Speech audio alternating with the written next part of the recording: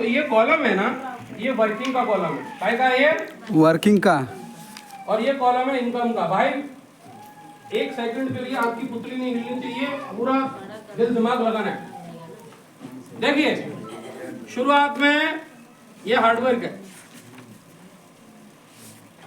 और इनकम इतनी है, यानी 90% हार्डवर्क है और 10% इनकम है।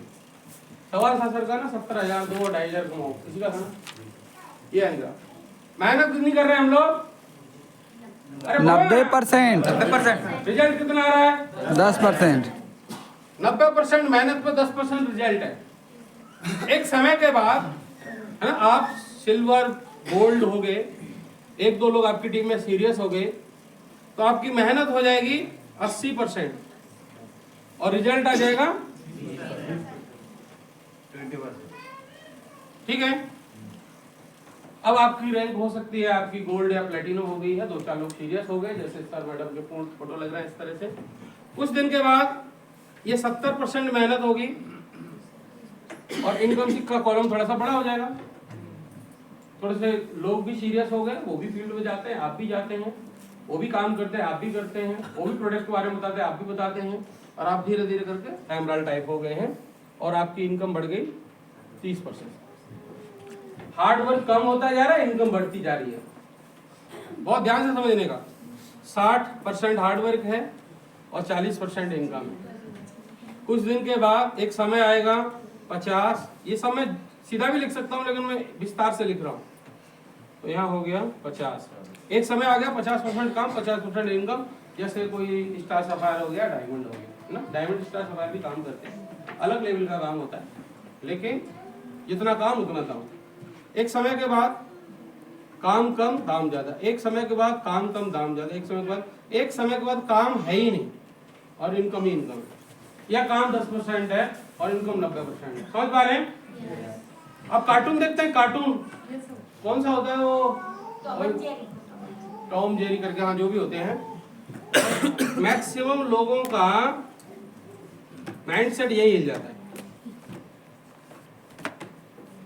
यार 10,000 का तेल जल गया, 1,000 रुपये आए नहीं, पूरी साल हो गई, कुछ पैसे ही नहीं आए।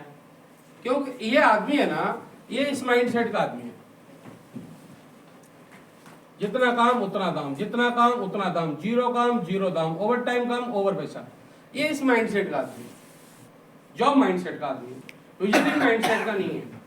अब इस माइंडसेट के आदमी को इसमें सेलेक्ट करना, इसमें फिट करना थोड़ा टेढ़ा हो जाए। इस माइंडसेट के आदमी कौन होते हैं सुनिए। एक स्कूल वाला है, 5 करोड़ की जमीन खरीदी,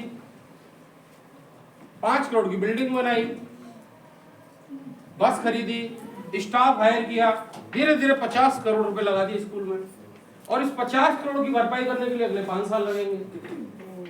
ऐसे लोग अगर हमारी इंडस्ट्री में आ जाए तो कुछ सिखाने का ही नहीं, वो तो जानते ही हैं।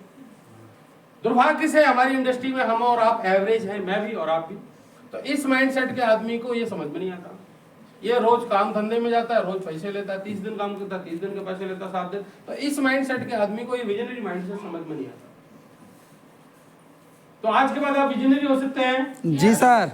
आज तो आप दिमाग लगा रहे, बुढ़ा भाग लगा रहे वालो, लेकिन उस दिन आपका बुढ़ा भाग कहाँ जाएगा जब आप पूरे महीने में 1,000 रुपए का काम करके आएंगे अपनी दम पर, और उस महीने की इनकम आपकी 1 लाख रुपए होगी। फिर बुढ़ा भाग कहाँ जाएगा? उस पूरे महीने में आप जीरो भी काम करेंगे या बहुत कम काम करेंगे, 1,000 का काम करेंगे, और उस टोटल महीने की इनकम टीम की वजह से आपकी 10 लाख होगी। उस समय एन ग्राफ कहाँ जाएगा? तो एन ग्राफ ही निकालना है, तो फिर 3 साल बाद निकालो ना। बैलेंस शीट बनानी है तो 3 साल बनाओ ना, 3 साल बाद, 5 साल बाद बनाओ ना, पहले दिन कैसे?